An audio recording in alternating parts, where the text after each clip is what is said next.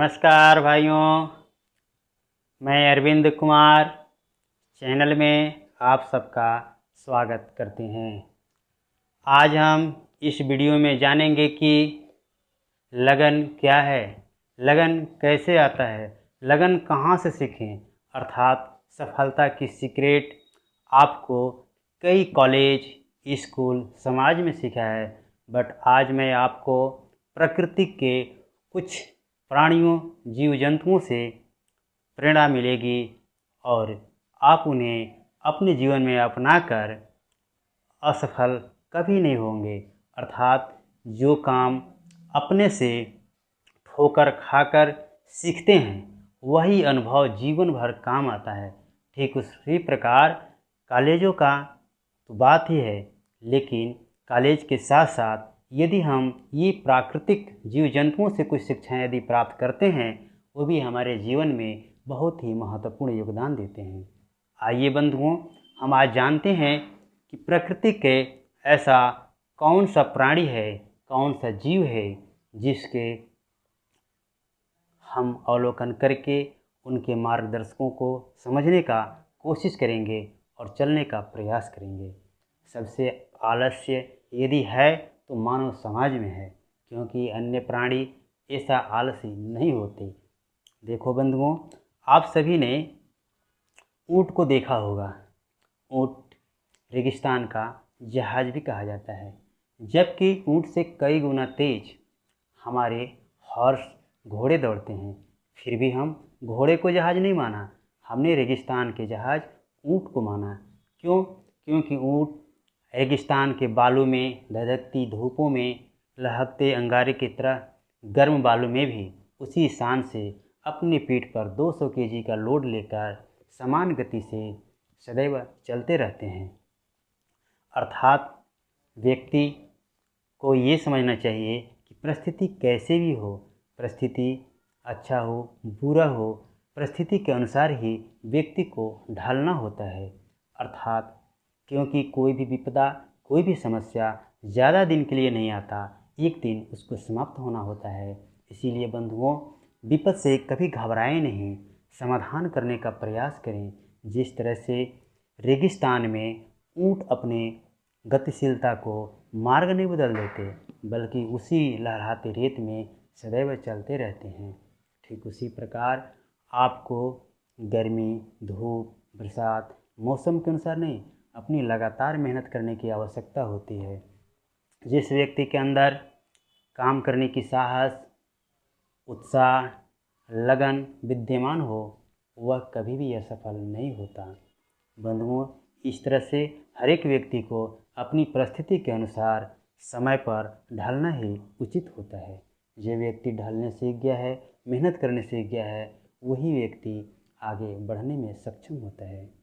दूसरा बंधुओं, एक और आपको मैं प्राकृतिक प्राणी जिसे हम पक्षी बोलते हैं, अर्थात बाज, जो सभी पक्षियों में श्रेष्ठ है। बाज और पक्षियों के साथ नहीं, अकेला सबसे अधिक उड़ान भरने वाला, तीव्र गति से चलने वाला पक्षी है। क्योंकि और पक्षियों के साथ निभाने के लिए उसे नीचे आना पड़ता है, क्योंकि कोई भी पक्षी उसके बराबर आकाश के ऊपर नहीं जा सकता। अर्थात अकेले रहना भी सीखना पड़ता है। हम समाज से हटकर कुछ सीखने का प्रयास करें, अकेले रहने का, अपने पैर पर खड़ा होने का विश्वास करें, चलने का अभ्यास करें, तभी जाके हम अपने लक्ष्य को, अपनी सफलता को प्राप्त कर सकते हैं। जिस तरह से बाज अपने आप अकेला रहना पसंद करता है। क्यों? क्योंकि बंधुओं, जीवन में हर एक प्राणी के, चाहे वो जंतु हो या मानव, सभी को समस्याएं आती है। बाज भी इतनी उड़ान भरने के बावजूद भी उसे भी एक समय ऐसा आता है जिस समय उन्होंने अपनी चोंच, अपनी पंख सभी को तोड़ देता है और एकांत में जाकर पत्थरों पर 2 से 3 महीने का वेट करता है। जब उसकी नई पंखें, नई चोंच आती है तो फिर उसी तीव्र से, उसी शान से अपना उड़ान भरता है। ठीक उसी प्रकार व्यक्ति के जीवन में भी उतार चढ़ाव आते ही रहते हैं। कभी इस उतार चढ़ाव को देखकर घबराना नहीं चाहिए, उस समाधान करने का प्रयास करना चाहिए, क्योंकि जो भी विपद आता है वो टल ही जाता है, एक न दिन समाप्त हो जाता है। इसीलिए अच्छे दिन की तलाश तभी आते हैं जब, जिस तरह से सुबह तभी होता है जब अंधकार खत्म होता है। व्यक्ति अपने लक्ष्य, अपने उत्साह, अपनी लगन को बनाए रखें, आप अवश्य ही सफलता प्राप्त करोगे। इस प्रकार पाठ से हमें शिक्षा मिलती है कि हम अपने ज्ञान को, अपने हुनर को और पैनी करें। जितनी असफलता मिलती है, असफलता का प्रमाण है कि हम अपने लक्ष्य में, अपने कार्य में कुछ न कुछ ऐसे काम किए हैं जिसके कारण से ही सफलता नहीं हुआ। उन्हें सुधारना चाहिए और अपने कार्य, अपने ज्ञान, अपने हुनर को बढ़ावा देना चाहिए। और तीसरा है बंधुओं, जिसे हम सभी जानते हैं, चींटी। चींटी सबसे छोटा प्राणी है, फिर भी उसकी साहस, उसकी शक्ति के देखो। उसके सामने एक उंगली रखिए, उसको क्रॉस जाएगा, पेंसिल रखिए, क्रॉस कर जाएगा।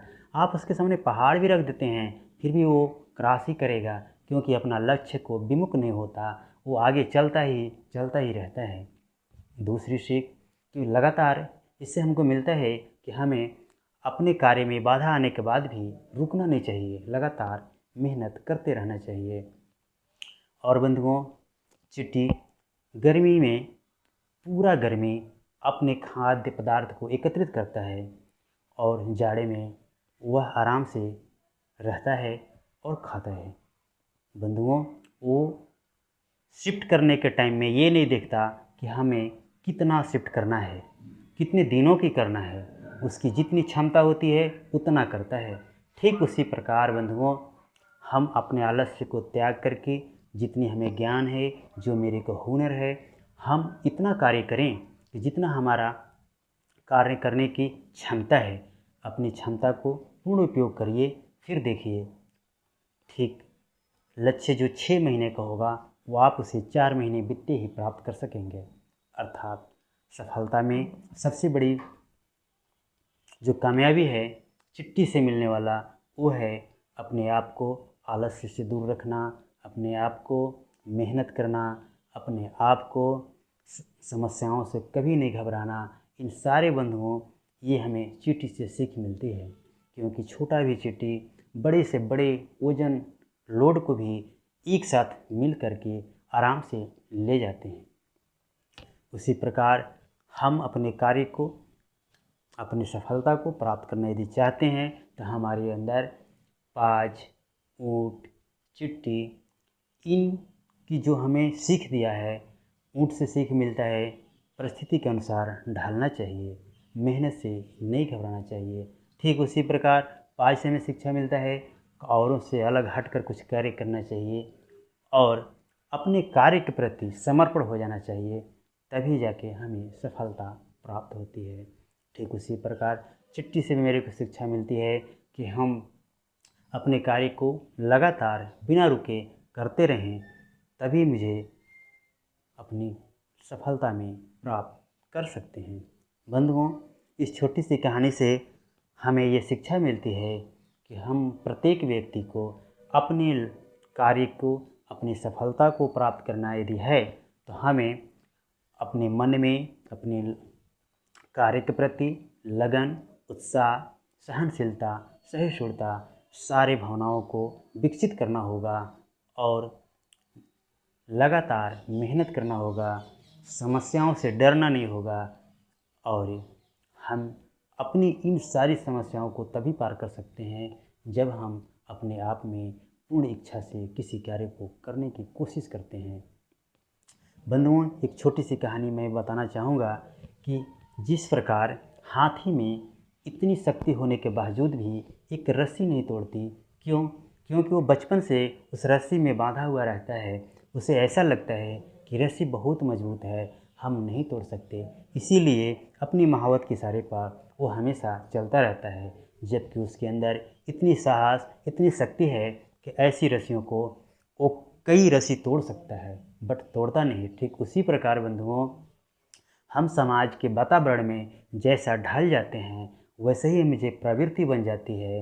इसीलिए अपनी मनसा को, अपनी सोच को ऊंचा करना चाहिए, बड़ी सोच करो, तभी जाके आप आगे कुछ सफलता कर पाओगे। और अपनी समाज से हटकर कुछ करने की भांति, जैसे पाज अपने समाज से हटकर कितनी परिश्रम मेहनत, सभी के जीवन में दुख आते हैं। दुख और सुख साथ चलने वाली चीज़ें हैं। जब तक दुख नहीं होगा सुख का अनुभव नहीं होता है, जब तक अनुभव नहीं होगा तो उसकी महत्ता नहीं होती। इसी कारण बंधुओं, सभी के जीवन में बाधाएं आती है, सभी के जीवन में समस्याएं आती है। समस्या को समय पर समाधान करना ही व्यक्ति का ज्ञान और हुनर है। इसीलिए बंधुओं, अपने ज्ञान को पैनी करो और आप अपने लक्ष्य को प्राप्त कर सकते हो। धन्यवाद। इस कहानी से यदि आपको कुछ सीख मिला हो तो आप मेरी लाइक एवं सब्सक्राइब अवश्य करें।